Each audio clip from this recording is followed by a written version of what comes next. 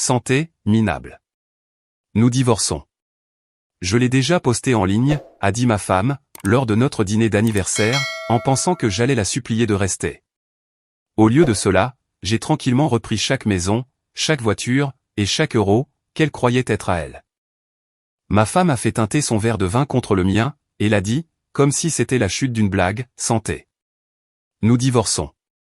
Je l'ai déjà posté en ligne. Elle souriait si largement, que je pouvais voir sa molaire du fond, qui portait encore des traces de rouge à lèvres. Les gens de la table voisine se sont retournés pour regarder. Elle s'en fichait. Bon sang, elle voulait un public. Le vin dans son verre tournoyait encore, quand j'ai glissé la main dans ma veste, et que j'en ai sorti les clés de la maison. Je les ai posées à côté de sa fourchette, comme si je laissais un pourboire. Bonne chance pour demain, ai-je dit. Pas de colère, pas de voix élevée, juste ces 4 mots. Puis je me suis levé, j'ai repoussé ma chaise, et j'ai laissé 2 billets neufs de 100 € sur la table. Le serveur s'est précipité, avec un signe de tête poli. J'ai rendu le geste. Mélissa a penché la tête, comme un chien confus, les lèvres légèrement entr'ouvertes. « Attends, quoi ?» a-t-elle demandé, mais je n'ai pas répondu. Je franchissais déjà la porte, dépassant le stand du voiturier, pour retrouver l'air frais de la nuit. Elle riait encore, derrière moi. Je pouvais l'entendre, même avec la porte fermée. Elle pensait me tenir par la gorge. Elle n'avait aucune idée, qu'elle venait de trinquer à son propre cercueil, un cercueil qu'elle avait elle-même conçu.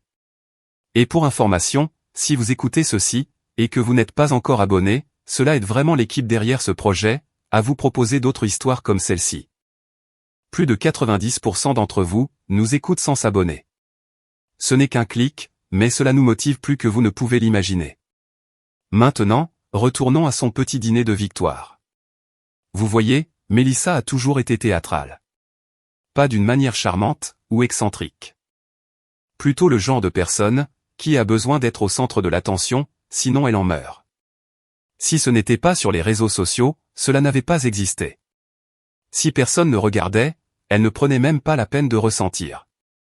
Elle avait appuyé son téléphone contre le pichet d'eau, pour enregistrer un réel, une courte vidéo. Je pouvais voir la légende sur l'écran, avant même qu'elle ne clique sur publier, année 18, enfin libre.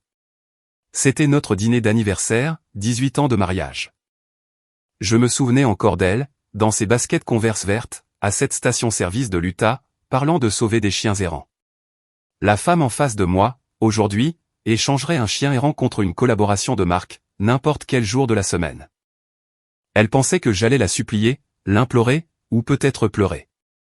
Ce qu'elle ne réalisait pas, ce qu'elle n'a jamais pris la peine de réaliser, c'est que depuis 3 ans, j'avais discrètement mis en place les pièces de mon puzzle. On ne vit pas avec une narcissique aussi longtemps, sans apprendre à respirer en silence, à sourire pendant que l'on saigne. On apprend aussi que la chose la plus dangereuse qu'un homme puisse faire, c'est attendre. Surtout un homme qui possède bien plus que la maison. Elle croyait avoir droit à la moitié. La moitié des biens, la moitié des économies, la moitié de la retraite que j'avais bâtie. Mais elle ne posait jamais de questions, quand je passais ses appels, tard dans la nuit. Elle n'a jamais compris que les documents de fiducie laissés sur la table basse n'étaient pas théoriques. Elle y jetait un coup d'œil, se moquait, et retournait au montage de ses vidéos. Le petit passe-temps de Paul, disait-elle. Ce passe-temps, désormais, possédait absolument tout. Je me souviens que le serveur m'a demandé, juste avant mon départ, « Tout a-t-il été à votre goût, monsieur ?» J'ai regardé Mélissa pendant une seconde. Elle tenait toujours son verre, au milieu de son toast, ses yeux faisant des allers-retours, entre son écran de téléphone et moi, comme si elle n'arrivait pas à choisir dans quelle réalité vivre. J'ai souri et j'ai dit, ça le sera. Le temps qu'elle comprenne ce que je voulais dire, les codes des serrures avaient déjà été changés. Le directeur de la banque avait déjà reçu de nouvelles instructions, et nos comptes soi-disant communs, ne l'avaient jamais été, ils étaient seulement masqués. Chaque bien qu'elle étalait en ligne, se trouvait dans une fiducie révocable. Chaque carte grise de voiture, avait été discrètement réenregistrée. Même le bail de son studio professionnel indépendant, était signé par une société holding, la mienne, qui trinquait à sa liberté. Elle ne se doutait pas qu'elle trinquait à sa propre extinction financière. Mélissa s'est réveillée, comme une enfant le matin de Noël, sauf qu'au lieu de cadeaux, elle avait des commentaires, des j'aime, et des messages privés qui inondaient son téléphone. Pendant la nuit, sa petite annonce était devenue virale, dans son petit coin parfaitement soigné d'Instagram. La publication était simple, un verre de vin, une valise de créateur, et la légende « Liberté ». Enfin, avec un emoji visage qui fait un bisou, et un signe de la main en V pour la victoire. Son maquillage était impeccable. Elle avait pris la photo, juste après que j'ai quitté le restaurant. La légende était déjà écrite, avant même que je n'ai payé l'addition. Cette partie-là, m'a fait rire par la suite. Elle était si sûre du scénario, qu'elle pensait être en train d'écrire.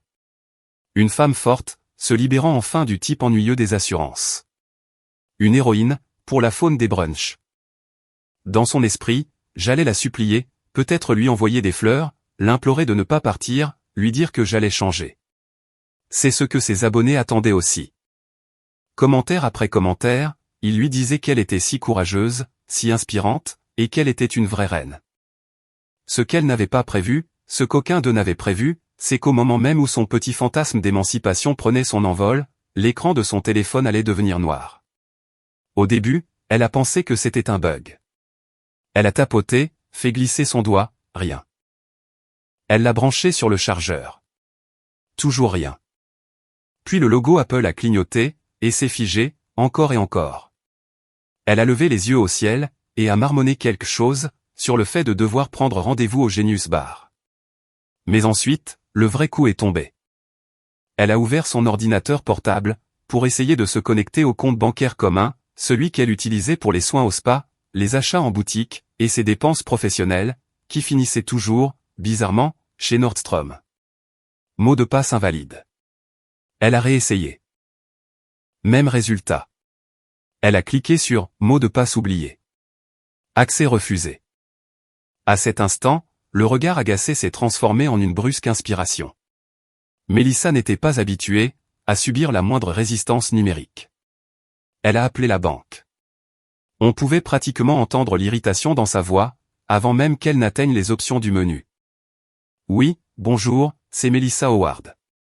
Je ne peux pas accéder à mon compte. » « Madame, » a répondu le conseiller après une pause.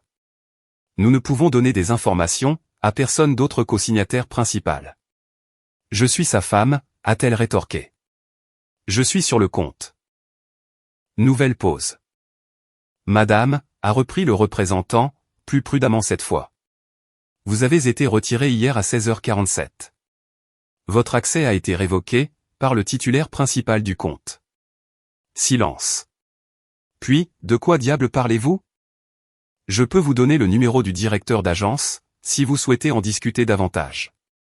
Elle a raccroché. Un appel est arrivé, de la part de son assistante au studio. Mélissa a essayé de répondre. L'appel a été coupé. Elle a réessayé. Le téléphone s'est éteint complètement. Elle l'a jeté à travers la pièce. Son cœur s'emballait, maintenant.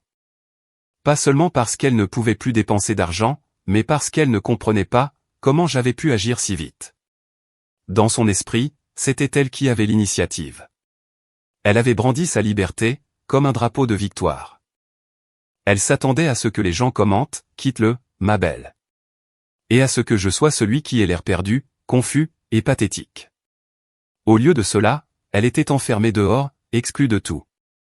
Elle est montée dans sa voiture, et a conduit jusqu'à la banque. Elle avait toujours son permis de conduire. Après tout, son nom devait bien signifier quelque chose. Le guichetier avait l'air confus, quand elle est arrivée. « Je dois parler au directeur », a-t-elle dit. « À quel sujet ?» a-t-il demandé. « Mon compte commun », a-t-elle lâché sèchement. Le directeur est sorti quelques instants plus tard, poli, nerveux. « Je suis désolé, Madame Howard. Sans l'autorisation du signataire principal, je ne peux fournir aucune information. Savez-vous qui je suis? Vous m'avez vu ici des dizaines de fois. Oui, mais cela n'a pas d'importance. Alors, appelez-le. Appelez Paul. Je ne pars pas avant de lui avoir parlé. Le directeur a hésité. Elle l'a vu. Cette lueur de quelque chose, derrière ses yeux. Du respect, peut-être de la peur. Et c'est à ce moment-là, qu'elle a réalisé.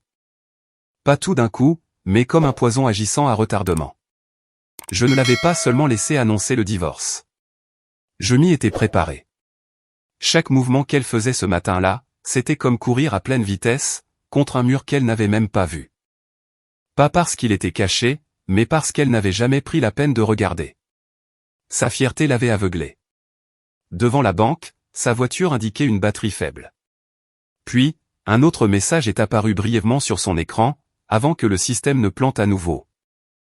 Accès de l'utilisateur principal révoqué. Contactez l'administrateur du compte. Pour la première fois depuis des années, Mélissa ne contrôlait plus le récit, et elle commençait à réaliser qu'elle ne l'avait jamais vraiment contrôlé. Au moment où Mélissa a fait irruption dans l'agence cet après-midi-là, le soleil avait perdu sa chaleur. Elle s'est garée de travers, occupant 2 places, a claqué la porte de la voiture sans prendre la peine de la verrouiller, et a marché sur le trottoir, comme si le sol lui devait des excuses. Ses cheveux étaient parfaits, bien sûr. Le même look surproduit, cet effort faussement négligé qu'elle affichait dans chaque vidéo, mais ses yeux étaient agités, sa mâchoire trop serrée. Cette fissure dans l'armure s'agrandissait. Elle s'est dirigée tout droit vers le comptoir principal, et y a lâché son sac avec un bruit sourd. « Je dois parler à votre directeur », a-t-elle aboyé, assez fort pour que tout le hall l'entende. Une mère avec un jeune enfant a levé les yeux. Un homme plus âgé, près du guichet des prêts hypothécaires, a froncé les sourcils. Le jeune homme derrière le comptoir a dégluti difficilement. « Avez-vous un rendez-vous ? Ai-je l'air d'en avoir besoin ?» a-t-elle sifflé. Dites-lui simplement que Mélissa Howard est là. Il me connaît. Il ne la connaissait pas. C'était bien le problème. L'assistant a disparu. Quelques mots marmonnés, à travers la porte en verre dépoli. Puis Charles, le directeur de l'agence, est apparu. Un homme que Mélissa avait balayé du revers de la main une douzaine de fois, le considérant comme le petit gratte-papier à la laine de café. Il avait la démarche prudente de quelqu'un qui s'approche d'un piège à ours. « Madame Howard », a-t-il dit prudemment. « Je comprends que vous rencontrez des difficultés pour accéder à certains services. J'ai du mal à accéder à ma propre vie », a-t-elle coupé net. « J'ai été bloqué de partout, et les employés de votre service client ont été inutiles. Vous devez régler ça, maintenant. » Charles a jeté un coup d'œil par-dessus son épaule, comme pour gagner du temps. « Comme je vous l'ai dit ce matin, les comptes en question sont contrôlés par le signataire principal. Je suis sa femme, a-t-elle dit, en articulant chaque syllabe, comme pour une performance dans une salle d'audience. Il a joint les mains. Ce n'est plus une condition valable, selon la structure actuelle. Mélissa a cligné des yeux. Selon quoi? Il semblait peiné. Une entité de fiducie a été établie l'année dernière, avec une autorité de contrôle, sur toutes les possessions majeures. Nous sommes légalement tenus de suivre les instructions du signataire de cette entité. Et vous êtes en train de me dire que je n'y figure pas, il a hésité. Elle s'est penchée en avant, la voix tranchante. Alors appelez-le tout de suite. Je veux le voir me dire ça en face. Et juste à ce moment-là, comme une hallucination cruellement synchronisée, la cloche au-dessus de l'entrée principale de la banque a retenti. Mélissa s'est retournée, épaule étantrée. Pas l'homme en pantalon kaki et aux manières douces, qu'elle pensait connaître. Pas le gars qui portait toujours la même montre, et qui s'en mêlait dans les paramètres de son téléphone, comme un vieillard dans un café. Ce Paul-là, portait un costume bleu marine sur mesure. Sa cravate était nouée avec précision. Ses chaussures brillaient. Pas d'alliance. Aucune trace de confusion, ni d'hésitation. Juste un calme silencieux, et une détermination. Le genre d'homme qui n'arrivait pas quand on le convoquait, mais quand le moment était venu, l'air lui-même changeait. Une jeune femme, assise à un bureau isolé, s'est instinctivement redressée. L'agent de sécurité a fait un petit signe de tête. Mélissa a reculé, tandis que Paul passait devant elle sans un regard, se dirigeant tout droit vers Charles. « Monsieur », a dit le directeur rapidement. « Nous sommes prêts à commencer. » La voix de Mélissa s'est brisée. « Que diable se passe-t-il » Paul l'a finalement regardé, sans colère, sans arrogance, juste fatigué. « Je te l'ai dit », a-t-il dit doucement. « Bonne chance pour demain. » Elle a ouvert la bouche pour répondre, mais aucun son n'est sorti. Elle ne pouvait pas comprendre. Elle ne parvenait pas à assimiler cette soudaine inversion des rôles. L'homme dont elle s'était moquée pendant des années, qu'elle qualifiait d'ennuyeux, de dépassé, de simple plan de retraite sur pattes, parlait désormais un langage de pouvoir, qu'elle ne comprenait pas. Et ce qui était pire, c'est que tous les autres dans la pièce, eux, le comprenaient. Charles a tendu un porte-bloc à Paul. Paul n'a pas hésité. Il a signé un document, a hoché la tête, et a commencé à discuter de documents de transfert, avec 3 employés qui étaient soudainement apparus. Mélissa n'en reconnaissait aucun. Elle avait toujours supposé qu'elle connaissait tous ceux avec qui Paul travaillait. Après tout, elle pensait qu'il était un retraité tranquille, issu du secteur ennuyeux des assurances. Ce qu'elle n'avait jamais pris la peine de demander, ce qu'elle n'avait jamais eu la curiosité de creuser, c'était ce que je faisais réellement. Elle avait manqué le discret changement de nom sur les registres des sociétés, il y a 3 ans de cela. Elle n'avait jamais remarqué les avis d'entreprise qui arrivaient, au nom d'une société holding qu'elle n'avait jamais cherché sur Google. Elle pensait que le classeur en cuir, que je gardais dans le bureau, n'était que de la lecture juridique pour le soir, le genre de truc que les vieux lisent, avant de s'endormir devant les chaînes d'information en continu. En réalité, ce classeur contenait l'architecture opérationnelle de sociétés écrans, les schémas de fiducie, et les signatures qui faisaient de moi le contrôleur unique, de chaque actif portant de près ou de loin son nom. Et le meilleur dans tout ça, c'est qu'elle en avait signé la moitié elle-même, généralement avec un sourire distrait, et un simple « dis-moi juste où je dois gribouiller ». Maintenant, elle se tenait là, dans une banque où personne ne la prenait au sérieux, regardant l'homme qu'elle croyait connaître, démanteler calmement l'illusion qu'elle avait bâtie autour d'elle. Elle a de nouveau attrapé son téléphone, toujours figé. Son image, pour une fois, ne pouvait pas la sauver, car ce n'était pas une histoire qu'elle pouvait monter, ou publier. C'était la réalité. Et dans la réalité, Paul, l'homme qu'elle avait sous-estimé pendant 18 ans, n'était pas à la retraite. Il était simplement en train d'attendre. Mélissa a claqué la porte d'entrée si fort, que le miroir du couloir en a tremblé.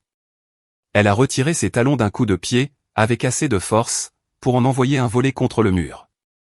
Puis elle a fait irruption dans le salon, comme une femme prête à déclarer la guerre aux cloisons. Sa main, parfaitement manucurée, a arraché l'épais classeur de l'accord de divorce, posé sur la console où elle l'avait jeté quelques semaines plus tôt. À l'époque, quand elle pensait que le signer n'était qu'une formalité, comme remettre une lettre de démission dont on s'est déjà vanté sur Instagram, elle ne l'avait même pas lue. Pourquoi l'aurait-elle fait? Elle était aux commandes. Elle avait l'avantage, le récit de son côté, et les abonnés. Paul était juste censé s'éloigner discrètement, dans ce long et ennuyeux coucher de soleil, à bord d'une voiturette de golf. Mais à présent, le document entre ses mains, bourdonnait comme un fil électrique sous tension. Elle l'a ouvert brusquement, survolant l'accord principal, les clauses sur lesquelles elle avait jeté un coup d'œil distrait, celles qui ressemblaient au genre de texte standard, que les avocats rédigent dans leur sommeil.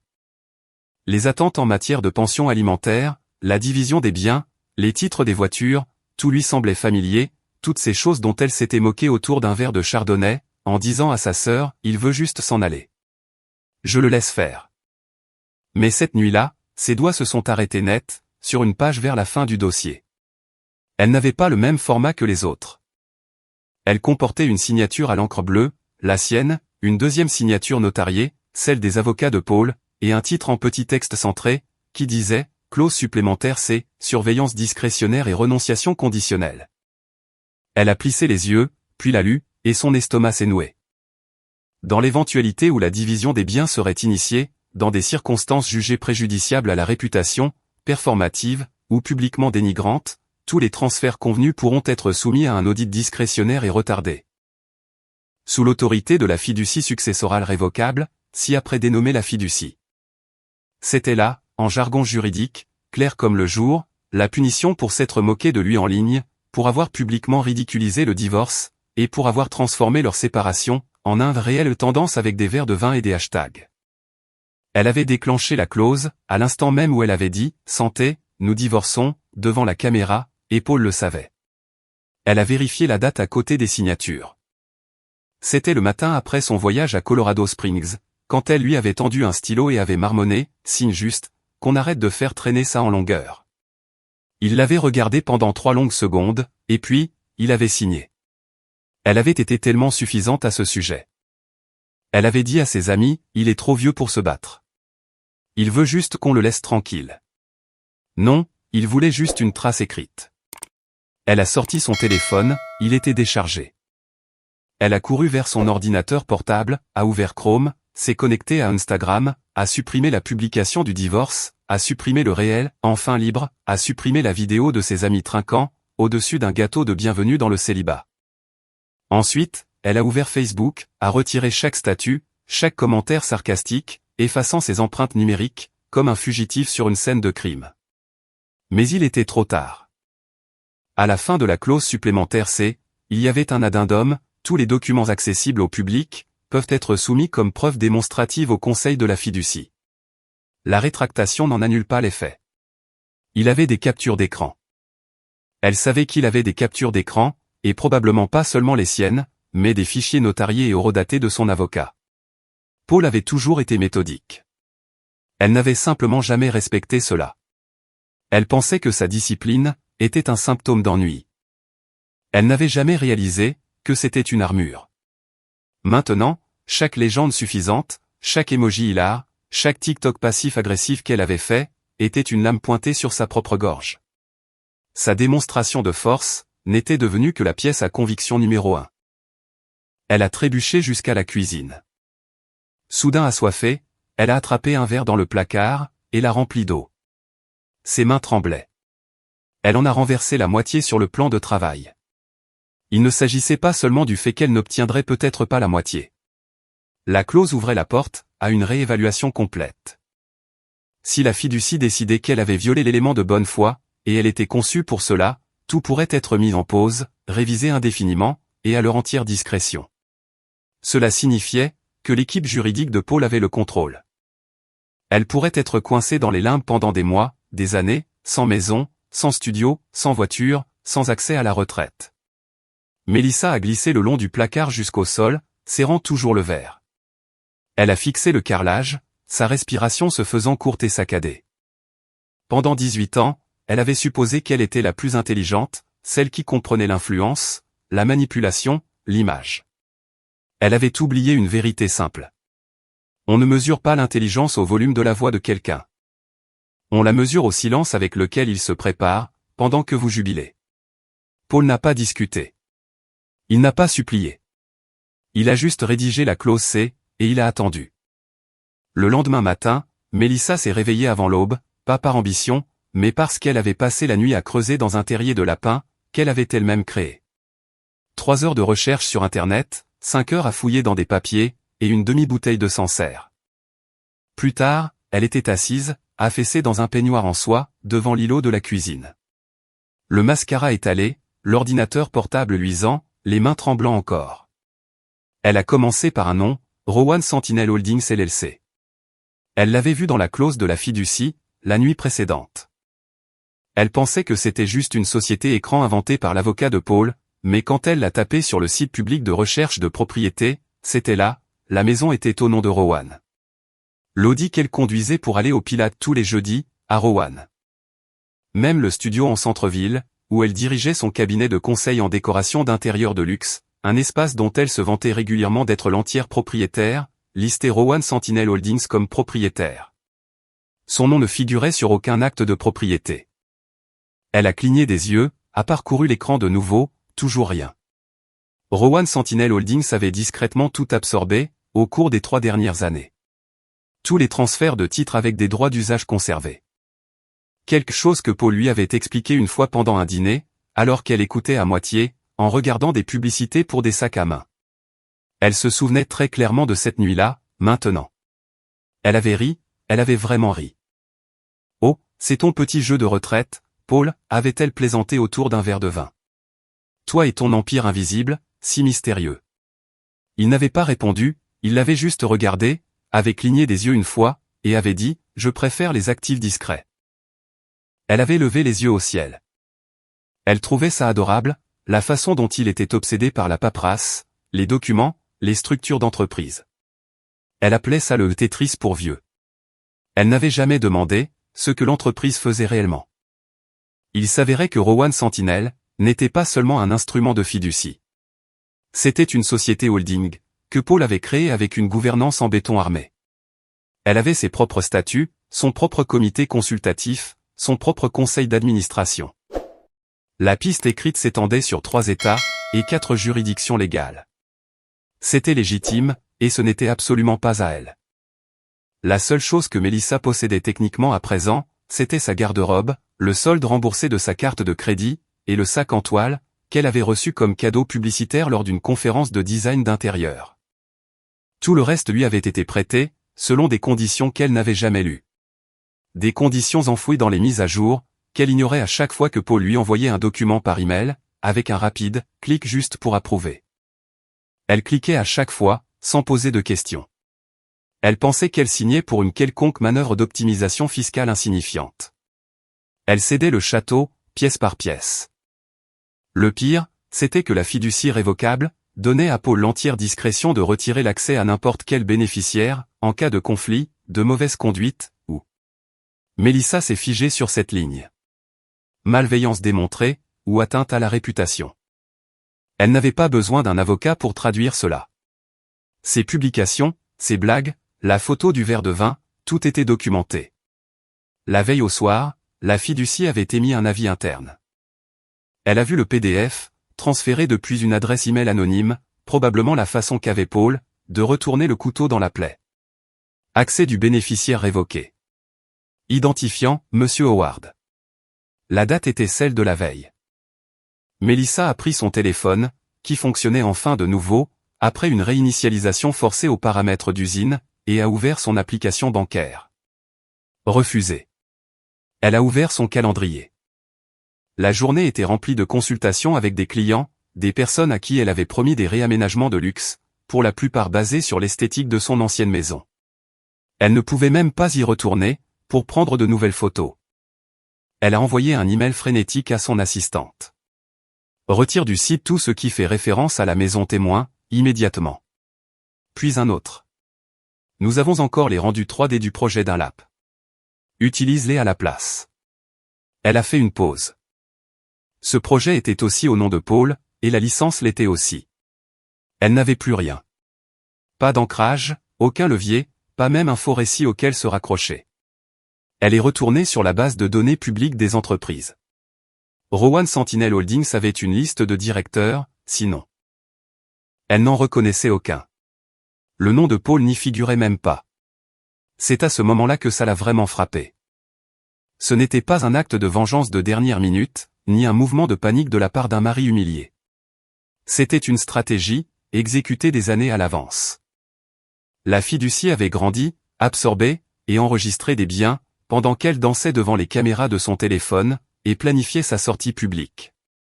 Paul ne s'était pas contenté de planifier le divorce. Il avait prévu qu'il ne resterait plus rien, quand elle partirait. Elle emportait le spectacle. Lui, gardait la scène, les droits d'auteur, les équipements d'éclairage, et le bail du théâtre.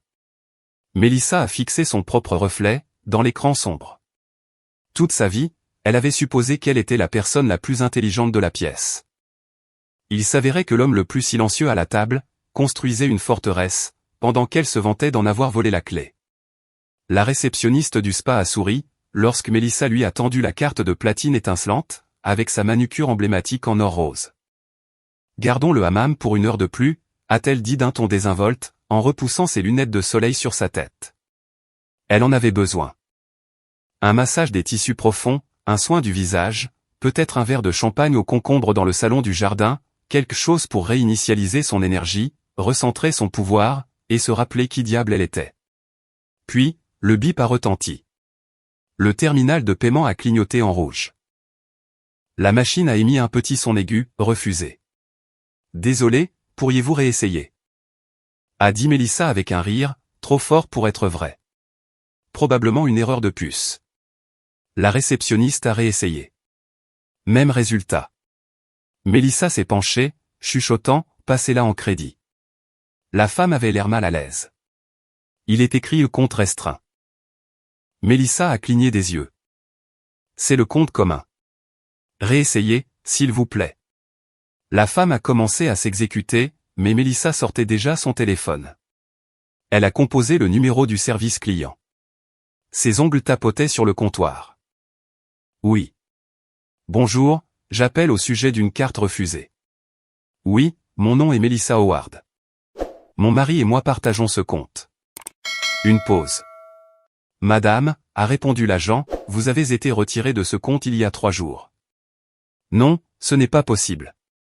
C'est notre compte principal. Plus maintenant. Melissa a raccroché au milieu de la phrase. Elle a quitté le spa en trombe, son peignoir volant au vent, ses talons claquant contre le carrelage. Elle a atteint sa voiture, sa décapotable Mercedes blanche aux lignes épurées, et a tiré brusquement sur la portière. Le tableau de bord numérique a affiché un avertissement clignotant. Le véhicule nécessite une vérification. Dérogation du propriétaire activée. Elle a essayé de la démarrer. Rien. Elle a claqué la porte. C'est une blague?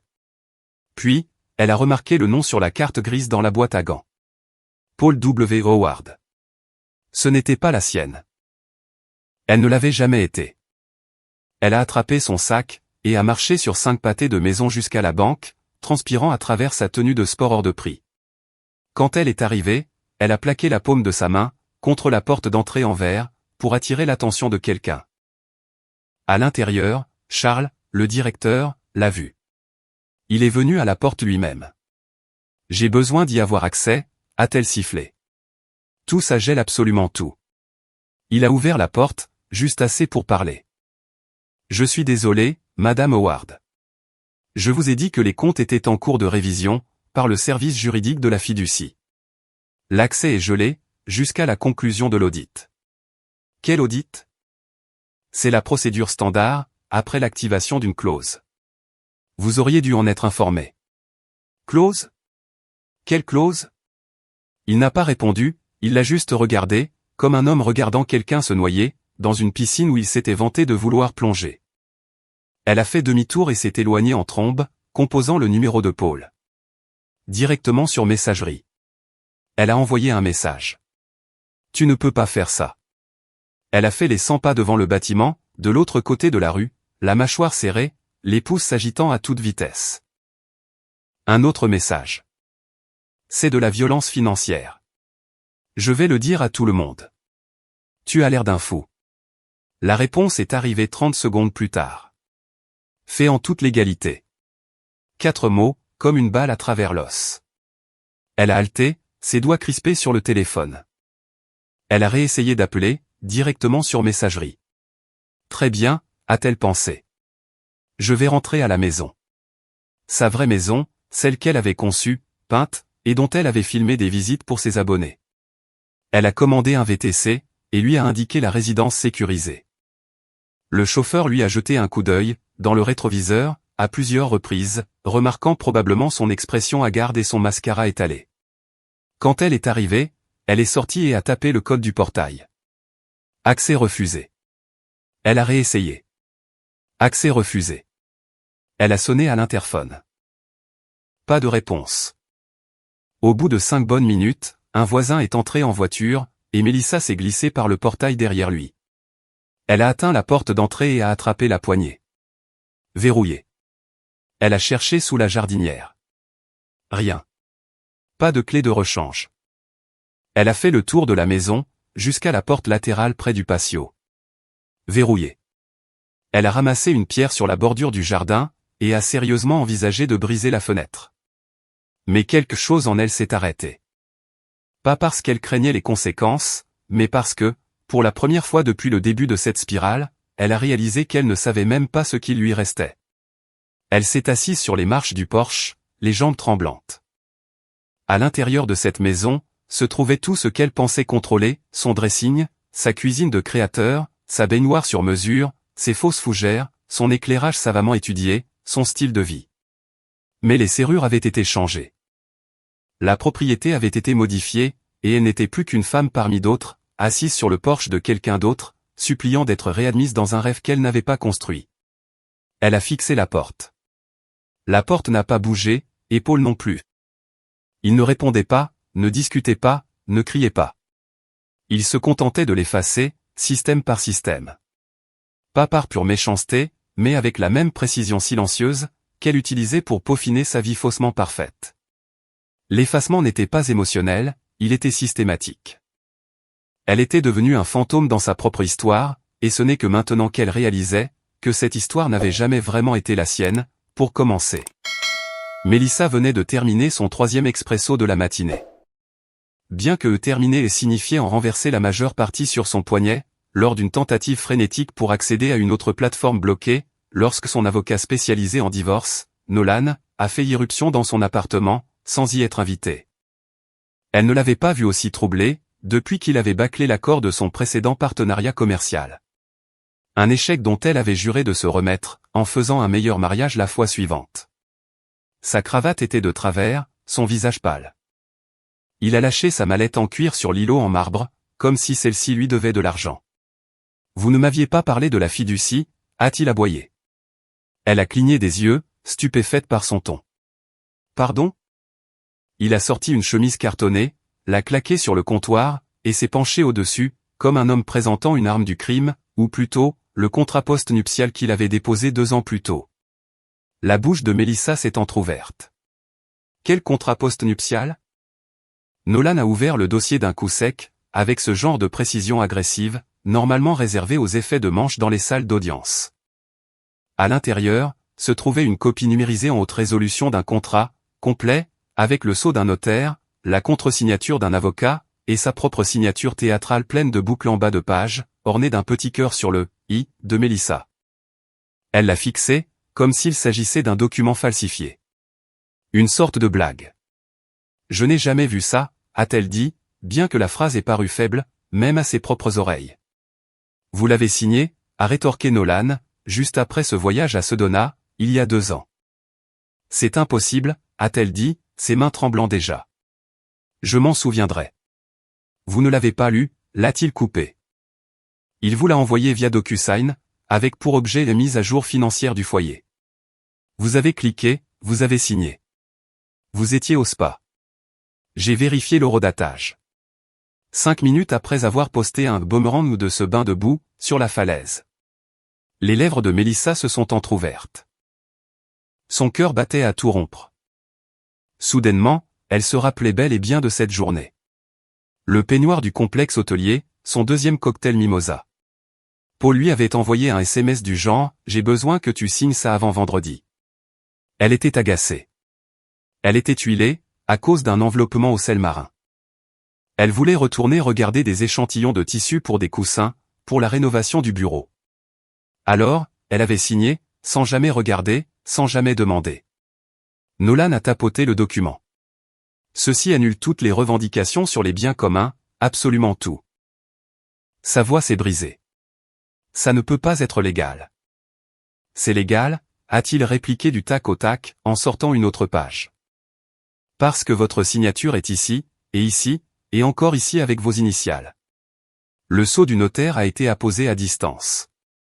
Et c'est approuvé par votre ancienne avocate spécialisée en droit des successions, celle dont vous avez résilié le contrat l'année dernière. Parce que vous n'aimiez pas son ton. Melissa a saisi la page, la lisant rapidement avec des yeux embués. Tout était là, froid, clinique, net. Clause 4. En cas de séparation ou de divorce, tout bien détenu au nom d'une fiducie ou d'une entité morale, demeurera le seul actif légal du détenteur désigné.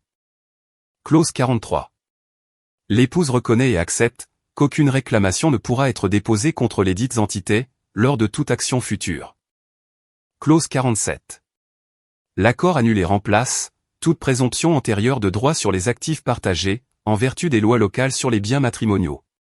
Elle a levé les yeux vers Nolan, respirant à peine. « Pourquoi n'avez-vous pas remarqué cela » a-t-elle demandé faiblement. « Je ne peux pas intercepter des documents, dont vous ne m'avez jamais signalé l'existence » a-t-il rétorqué. « Savez-vous au moins combien de vos actifs étaient sous une fiducie, au moment où vous avez signé » Elle ne le savait pas. Bien sûr que non. Paul s'occupait de ce genre de choses. Elle filmait des vidéos « Préparez-vous avec moi » en pyjama de soie. L'aspect légal de leur mariage avait toujours été son travail à lui. Elle était le visage. Il était la colonne vertébrale. Elle avait supposé que la colonne vertébrale n'avait pas d'importance quand on était suffisamment joli. Vous avez fonctionné en supposant que vous obtiendriez la moitié, a poursuivi Nolan. La moitié de la maison, la moitié des voitures. Au moins une part partielle du bail du studio. Mais devinez quoi? Vous ne possédez pas le studio. Vous ne possédez pas les voitures.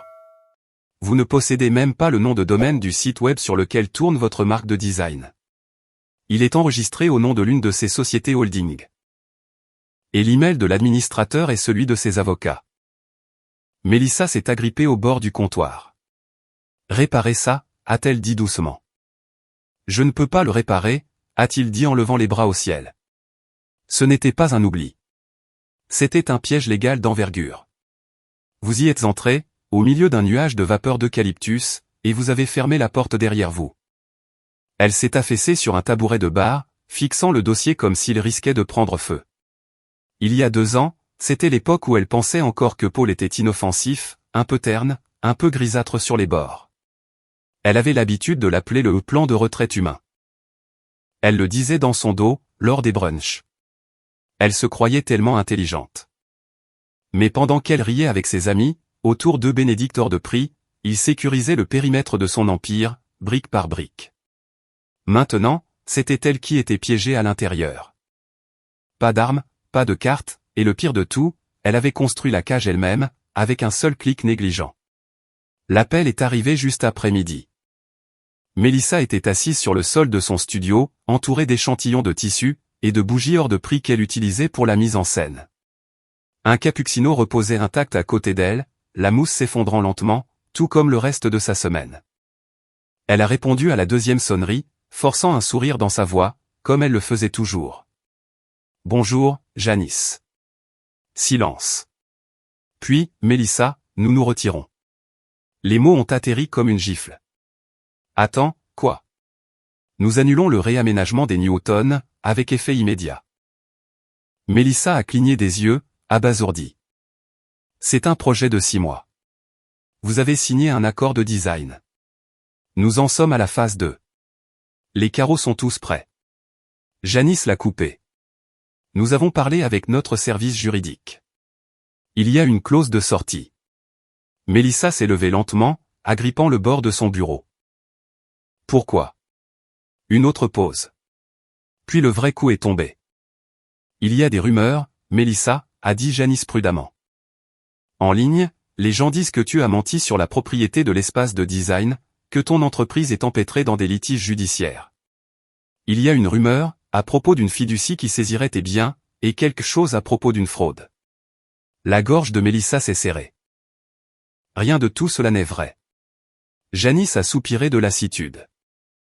Je voulais le croire, mais notre directeur financier a trouvé le registre de propriété ce matin. Tu ne possèdes pas le studio. C'est Rowan Sentinel Holdings, la même entité qui est listée sur de multiples saisies de biens à travers l'État. C'est l'entreprise de ton mari, n'est-ce pas? Enfin. Ton ex-mari? Elle voulait le crier, mais le mot est resté coincé dans sa bouche.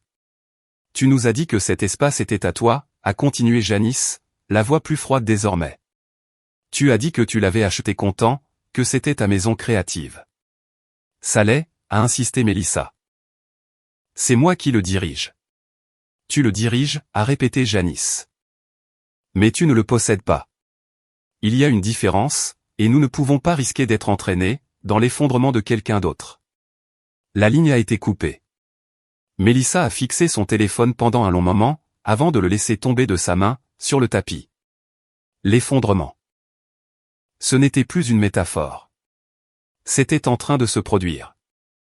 À 15 heures, 3 autres clients avaient repoussé leur projet indéfiniment.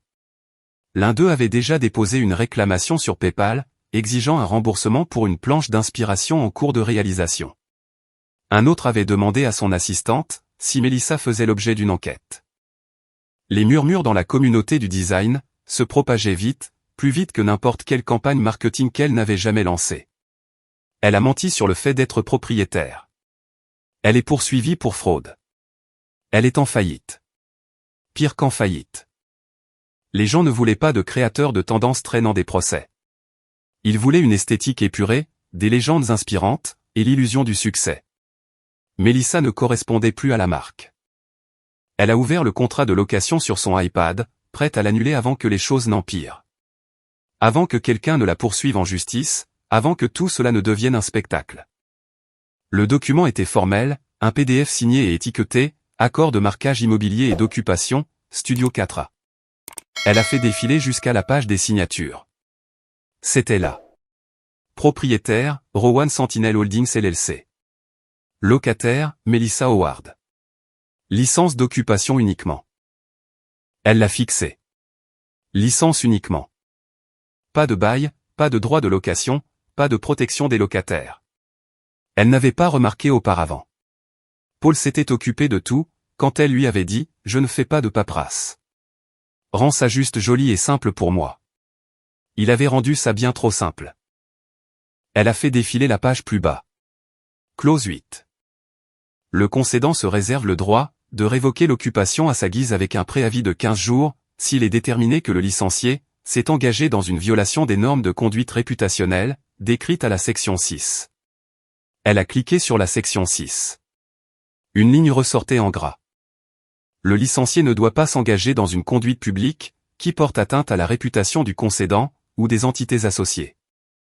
Chaque publication, chaque vidéo, chaque légende narquoise avec le nom de Paul voilé de sarcasme, s'est soudainement illuminé dans sa mémoire, comme un champ de mine. Ce n'était pas juste une clause, c'était un fil piège. Elle a essayé d'appeler le bureau juridique de la fiducie. Une femme a répondu d'une voix monocorde. Oui, Madame Howard, la révocation de votre licence d'accès est programmée dans 10 jours ouvrables. Vous recevrez une notification officielle par coursier. Je vous recommande de commencer le processus de relogement. Melissa a ri. Ou peut-être qu'elle s'est étouffée. C'était difficile à dire. Me reloger où? Cela sort de notre champ de compétences, a déclaré la voix. Nous ne gérons que les droits de propriété.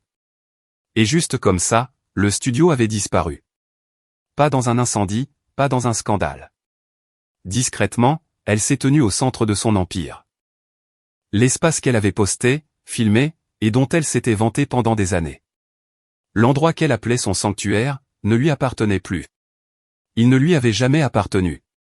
Les photos sur son site web avaient été prises dans un espace qui n'était pas à elle. La marque qu'elle vendait était bâtie sur des droits qu'elle n'avait pas lus.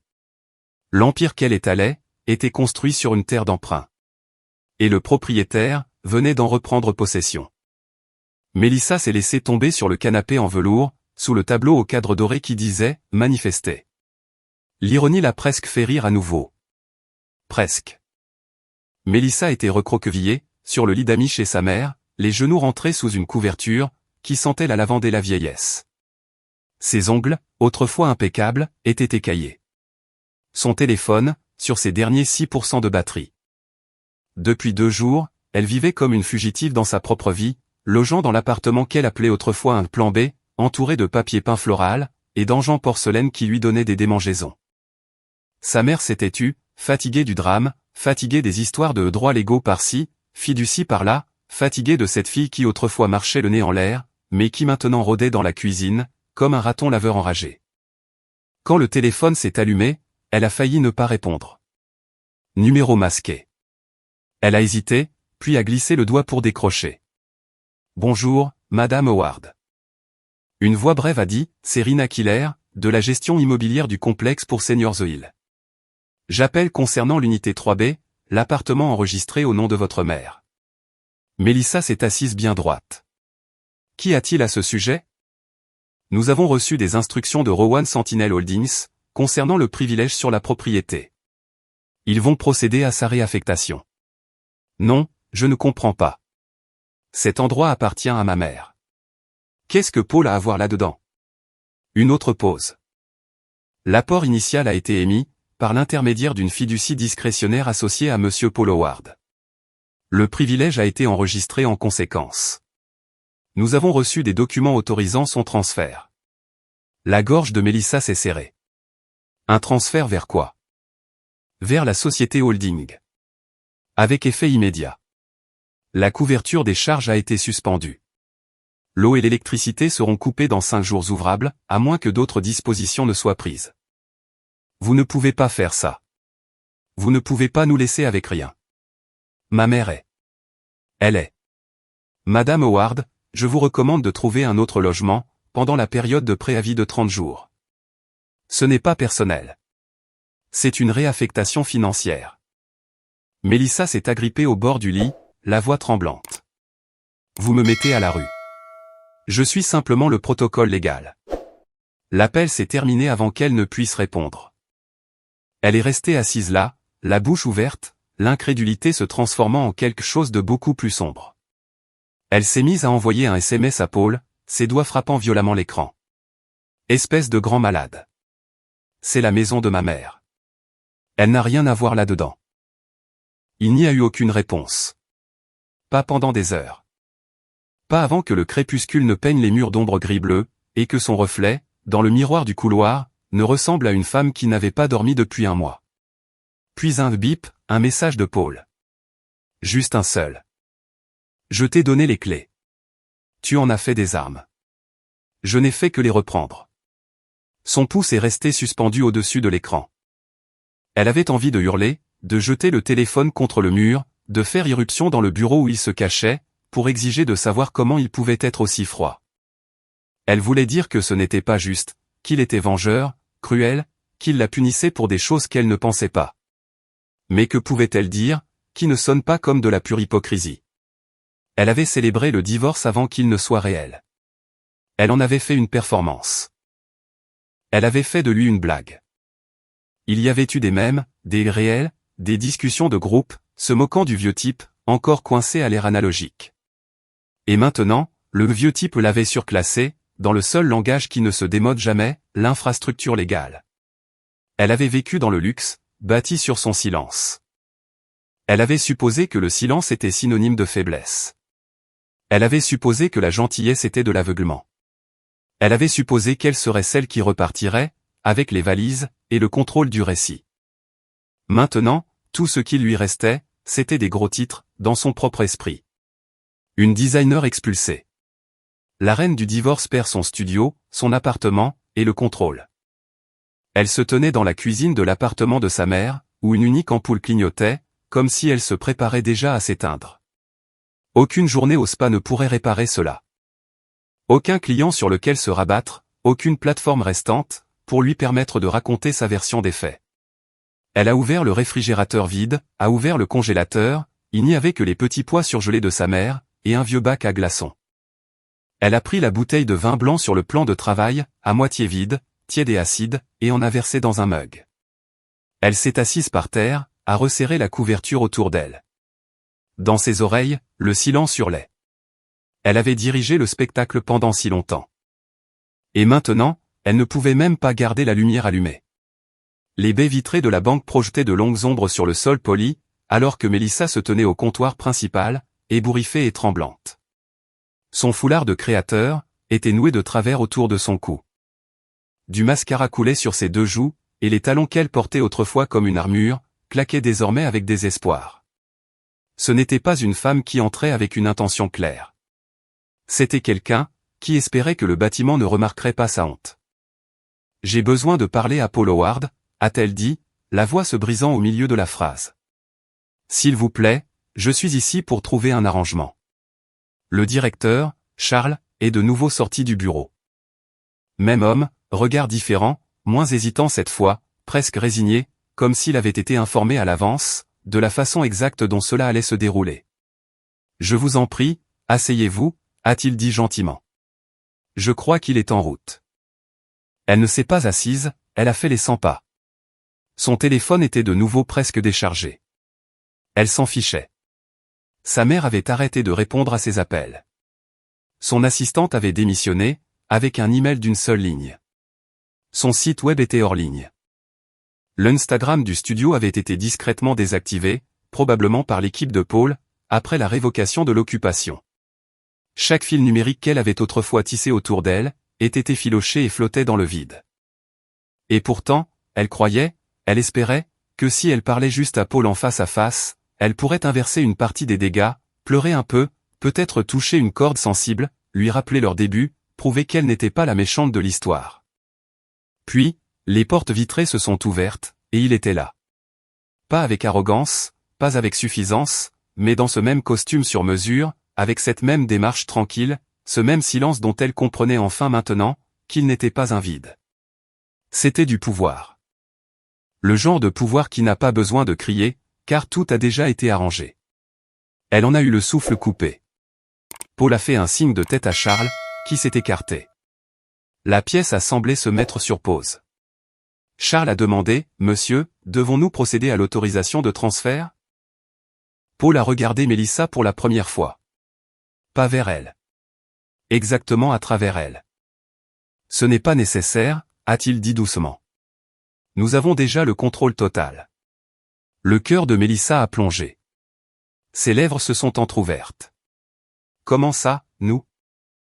Avant que la question ne puisse flotter dans l'air trop longtemps, une autre silhouette est apparue dans l'embrasure de la porte. Une femme dans une robe noire élégante, les cheveux tirés en arrière, portant un classeur en cuir. Elle est entrée avec autorité, pas de la confiance, mais du commandement. Le genre de présence qui vous disait qu'elle ne bluffait pas. Elle n'en avait pas besoin. Elle s'est arrêtée à côté de Paul, a ouvert le classeur, et a pris la parole. « Madame Howard », a-t-elle dit d'un ton neutre et chirurgical, à compter de 9h17 ce matin, conformément aux instructions signées, et à l'action vérifiée par le conseil d'administration de Rowan Sentinel Holdings, vous avez été formellement et définitivement retiré de tous les comptes financiers. Propriétés immobilières, fiducie d'actifs, licences d'occupation, accords commerciaux opérationnels, et systèmes d'accès affiliés. Mélissa a senti ses genoux se dérober. La femme a continué, imperturbable. Tous les mots de passe, autorisation, procuration, et identifiant de plateforme ont été révoqués. De plus, un avis a été envoyé à vos partenaires de crédit, pour suspendre les transactions en cours liées aux anciens comptes auxquels vous aviez accès. Vous n'êtes plus une bénéficiaire, une signataire, ou une partie affiliée à aucune des possessions de Monsieur Howard. Les mots étaient nets, cliniques. Mélissa s'est accrochée au bord en marbre du comptoir, comme si c'était la seule chose qui la maintenait debout. « Vous ne pouvez pas faire ça », a-t-elle murmuré. « Vous ne pouvez pas juste m'effacer. » Paul n'a pas répondu. L'avocate a simplement fermé son classeur, et a fait un signe de tête au directeur, puis à Paul, et c'était tout. Mélissa a regardé Paul, essayant de trouver quelque chose sur son visage. De la pitié, de la rage, des regrets. Rien. Juste l'homme silencieux, qu'elle avait autrefois rejeté, autrefois sous-estimé, dont elle s'était autrefois moquée au cours d'un dîner, tout en filmant un TikTok sur ces hommes qui confondent l'argent avec le contrôle. Il s'avérait qu'elle avait tout faux. Paul ne confondait pas l'argent avec le contrôle. Il le comprenait parfaitement. Et tandis qu'elle avait passé des mois à construire un récit, des j'aime, des publications, des hashtags, des toasts au champagne, lui avait passé des années à construire un système capable de résister à son ego, un système qui attendait en silence, et qui, lorsqu'elle a allumé l'allumette, a regardé tranquillement brûler le pont qu'elle croyait être le sien. Pas de voix élevée, pas de discours vengeur, juste une procédure, définitive et inflexible. Elle se tenait au milieu de l'agence. Les clients marchaient autour d'elle, le bourdonnement des téléphones de bureau et des conversations à voix basse, tout cela fusionnant en un brouhaha étouffé. Paul s'est retourné, et a marché vers la porte. Mélissa a fait un pas vers lui, la main tendue, sans même savoir pourquoi. Il n'a pas regardé en arrière, pas une seule fois, et cela, plus que tout le reste, lui a fait comprendre que c'était terminé. Pas seulement le mariage, pas seulement l'argent, pas seulement cette vie. Elle n'existait plus, et il avait déjà supprimé la sauvegarde.